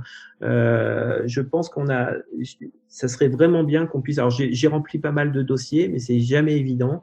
Et je pense que ça serait bien qu'on nous aide là-dessus pour pouvoir aller encore plus vite et être encore plus efficace dans notre démarche, et vraiment aller jusqu'au bout de nos objectifs, parce que là, moi, je suis assez tenace et je ferai en sorte d'y arriver, quoi. Mais je veux que ce soit assez rapide. Voilà. Ouais. Tu connais le restaurant Le Reflet? T'en as entendu parler ou pas, Les Extraordinaires? Oui. Ouais. Oui, oui, oui, oui, oui, je connais. C'est un peu comme les cafés joyeux, le Oui, joyeux, c'est le ça, café, ouais, ouais. voilà, voilà. Donc Ouais. c'est Oui, je connais ça. ouais, Je parce connais que bien, c'est super. c'est Flore Lelièvre qui a l'initiative de ça et D'accord. qui a son frère trisomique. Ben voilà. Et voilà. Il y a souvent une, Mm. ouais, ouais, mais ça c'est Et super. Ce sont des initiatives qui sont géniales. Et franchement, bon là, il commençait à y avoir pas mal d'incubateurs dans le milieu social. Je pense à la Croix-Rouge française qui a lancé un accélérateur et incubateur dans le domaine du handicap à Paris à Montrouge, qui est vraiment très très bien. Le problème, c'est qu'ils n'ont pas de place avant le mois d'avril, donc c'est un peu lourd pour nous. Mais il y en existe d'autres, hein, ça c'est clair. Mais c'est bien qu'il y ait des gens qui aient ce genre de choses. D'ailleurs, j'ai fait une start-up avec mon ami Thomas Bouquet, qui est le délégué national de la Croix-Rouge française en secteur handicap. On a créé UPIS, qui fonctionne toujours, hein, et qui est une agence de voyage pour personnes handicapées, avec une mise en relation avec comment dire, des accompagnants diplômés, et permettre aux personnes handicapées de pouvoir voyager comme tout le monde, de pouvoir sortir du pays, voir des belles choses. Et ça fonctionne plutôt bien. Alors, à un moment donné, on avait subi beaucoup de critiques en disant c'est pas bien de faire du business sur le dos du handicap, mais il y a rien de sale là-dedans, non. strictement. C'est le problème de la France, hein, mais après derrière, maintenant, ça y est, tout le monde a compris qu'il y avait réellement une nécessité de faire quelque chose à ce niveau-là, et c'est pour ça que cet incubateur et cet accélérateur a été mis en place à la Croix-Rouge française, et il est rempli à ras-bord, hein. Il Mm. fonctionne bien. Mm.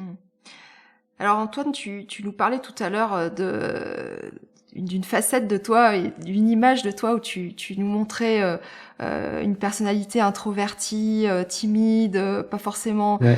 Aujourd'hui, quand on te voit, enfin moi qui te vois, et quand on t'entend parler, et je pense pour ceux qui te connaissent, tu dégages au contraire une force assez incroyable. On a même l'impression qu'aujourd'hui, il y a rien qui peut t'arrêter dans tes projets, Ouais. que tu as 10 000 idées à la seconde qui se Ouais, bousculent c'est ça. dans ta tête. Finalement,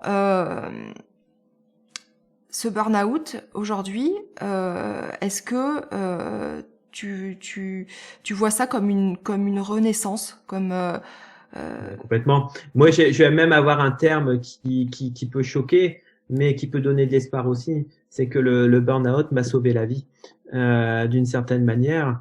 Et c'est vrai que c'est à partir de là où j'ai commencé à combattre des choses, à avoir plus de facilité à parler, à m'exprimer, parce qu'on m'a appris à faire ça aussi, parce que je pense que j'intériorisais beaucoup trop.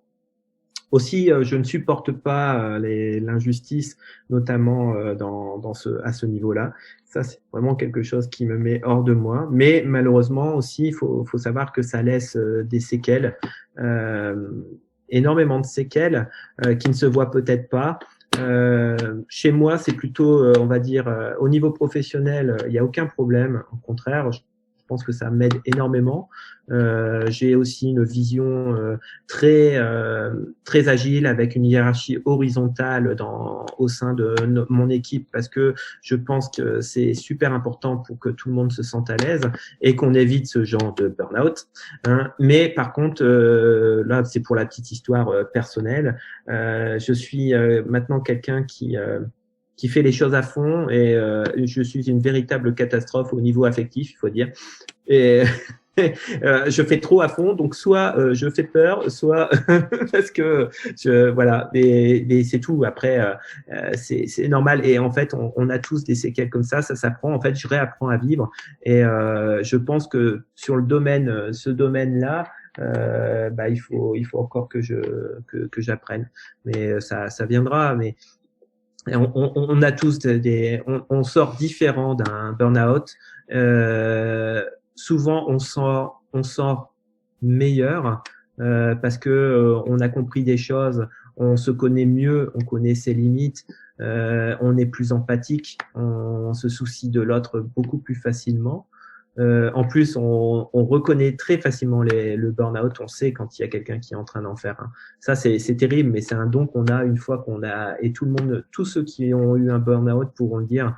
On connaît tellement bien les signes qu'on peut reconnaître très très très facilement. Mais par contre, on a des séquelles qui demandent un peu plus de temps. Ouais, ouais, c'est de celui-là. réparation.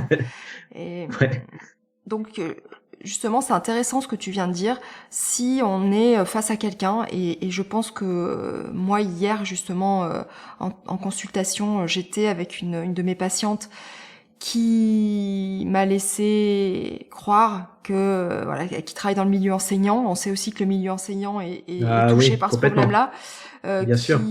Qui est pas institutrice, mais qui s'occupe de tout ce qui est périscolaire, qui est en arrêt depuis une semaine et qui est reprolongée, qui m'a fait part d'une fatigue extrême. D'ailleurs, sur le fauteuil, elle bâillait, je la sentais vraiment très très très très fatiguée. J'ai essayé de lui en parler. J'ai senti qu'elle était pas réceptive à ça.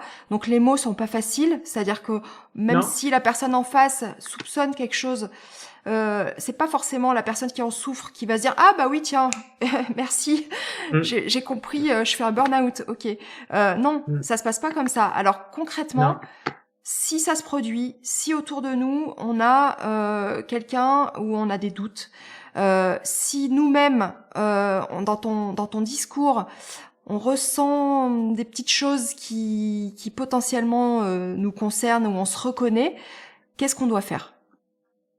Bah, déjà, dans un premier temps, je pense qu'il faut déjà en parler avec la personne, mais tout doucement, parce que c'est très compliqué. Mais après, je pense qu'il faut vraiment, parce que la personne va se sentir coupable réellement, hein, cette culpabilité. Je pense qu'il faut réellement faire comprendre qu'elle n'est pas coupable, mais qu'elle est victime. Et ça, c'est très important. Après, c'est bien aussi, mais c'est pas évident d'en parler, mais il y a des associations qui permettent de se mettre en rapport avec des personnes qui souffrent de la même chose. Donc ça, c'est important aussi parce que ça permet de se rendre compte qu'on n'est pas tout seul et que ce problème existe complètement. Mais c'est vrai qu'il n'y a pas de recette miracle parce que c'est pas très bien reconnu, parce que comment dire, la personne qui est dans ce stade-là en général n'a pas envie réellement de se faire soigner. Là, je pense que réellement, ce qu'il faut lui dire, si elle est réellement en arrêt, c'est essayer de réellement ne rien faire, de se reposer et surtout ne pas se sentir coupable, mais surtout victime et de lui dire que bah oui, son métier, on comprend que c'est super difficile. C'est vrai que gérer l'éducation d'enfants, c'est une certaine responsabilité, et il y a certains parents qui sont pas tendres non plus en permanence avec les professeurs. En plus, si je comprends bien, ils ont des programmes complètement fous à respecter, qui sont très difficiles à mettre en place, des classes de plus en plus chargées, et puis avec le Covid, ça n'arrange pas les choses. Donc, j'imagine que la pression est là. Je pense vraiment qu'il faut l'aider à se rendre compte qu'elle n'est coupable de rien, mais plutôt victime. C'est la première des choses à faire. Après, la personne, une fois qu'elle aura compris cela, aura une réaction complètement différente. Bon, là, ça fait une semaine qu'elle est en arrêt, c'est encore court. Hein. C'est encore court déjà, en général. Donc déjà, le maître mot, peut-être, c'est déjà l'écoute. Ouais, c'est déjà de se poser en tant que, même si ça prend sur un temps, on a des journées où ça va assez vite, hein, il y a un problème de rentabilité, mais déjà quelques minutes d'écoute, d'écoute active, c'est-à-dire c'est pas, on fait pas autre chose. Le fait de peut-être aussi, je pense, dans cet état-là, le pire, c'est peut-être la négation de la souffrance. Ouais, complètement. C'est le pire dans tout ça, c'est ce que j'ai pu entendre, c'est prends un peu de vacances, ça ira mieux après. Là, c'est le truc qu'il faut surtout pas dire, parce que si la personne ne peut plus, est épuisée, mais vraiment intérieurement, c'est pas des vacances qui vont, elle culpabilise d'être en arrêt. Hein. C'est pas des vacances qui vont soulager la chose hein, du tout. Et c'est vraiment écouter, comprendre la personne et surtout se mettre à sa place et lui dire qu'elle est coupable de rien du tout. Et au contraire, moi, c'est un mot qui m'a beaucoup marqué. Et c'était à l'époque, c'était Serge Deschaux qui est vraiment quelqu'un qui œuvre beaucoup pour le burn-out. C'est un confrère hein, qui m'avait dit, c'est lui qui m'a dit ce mot-là, qui m'a dit Antoine, tu n'es coupable de rien, c'est ton travail qui t'a abîmé. Et ça m'a marqué et ça m'a beaucoup aidé. Et ça t'a fait du bien, ouais. Parce que ça m'a fait énormément de bien. Ouais. Il existe des affiches, par exemple, qu'on pourrait, tu en parlais tout à l'heure, mais aussi dans les salles d'attente en ce moment, elles sont un petit peu vidées de tout. Mais est-ce que il y a des affiches avec des numéros à appeler, ou en tout cas que les gens puissent lire quelque part et reconnaître, s'ils ont conscience du problème, savoir où ils peuvent appeler. Bien sûr. Oui. Oui, il doit y en avoir. Hein. Il y a des sites. Alors moi, je connais bien ceux qui sont en rapport avec les professionnels de santé, mais je crois il faudrait que je regarde sur Internet. Mais il doit y avoir des plateformes qui peuvent envoyer ce type d'affiches, bien sûr. Oui, il y a des plateformes qui existent, qui seront plus ou moins importantes, mais il y aura une cellule d'écoute. Pour les professionnels de santé, là, l'association SPS, ils en ont, j'en ai plein d'ailleurs, et vraiment leur service. Attention, là, ça touche tous les professionnels de santé, donc ça touche déjà pas mal de monde en France. Hein, ça va de tous les milieux, en hospitalier, dans les EHPAD, partout. Et là, vraiment, la structure, elle est vraiment géniale parce qu'on peut appeler 24 heures sur 24. Et là, si vous allez sur l'application, vous avez au moins une vingtaine de personnes. Vous n'avez qu'à cliquer sur la personne et elle vous répond tout de suite, quoi. C'est vraiment quelque chose de super et qui est super bien suivi derrière. C'est très sérieux. Et c'est vraiment ça. Je crois que ça fait 4-5 ans que l'association SPS est là. Je crois qu'elle a été reconnue d'utilité publique maintenant. Et c'est vraiment quelque chose de bien. C'est Éric Henry, qui est médecin généraliste, qui l'a mis en place avec Catherine Cordivert, qui est pharmacienne de formation, et je crois qu'il y a une agence de communication. Voilà. Donc vraiment des gens qui se sont investis à fond et qui sont mais super gentils, quoi. Ouais. Bah écoute, Antoine, en tout cas, moi ce que j'ai retenu aujourd'hui déjà, c'est soyons tous solidaires. Il faut arriver à renouer, à nous serrer les coudes. On a prêté serment tous vis-à-vis de nos patients, mais il faut pas nous oublier les uns les autres.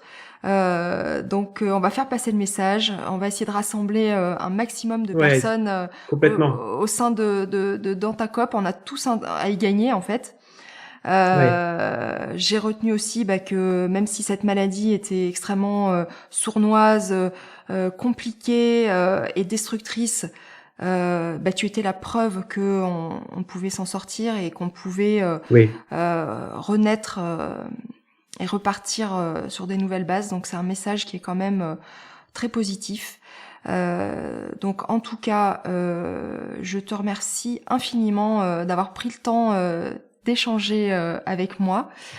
C'est moi qui te remercie. C'était un réel plaisir et je pense qu'on va continuer à rester en contact avec plaisir. Avec plaisir. Merci beaucoup Antoine. À bientôt. À bientôt.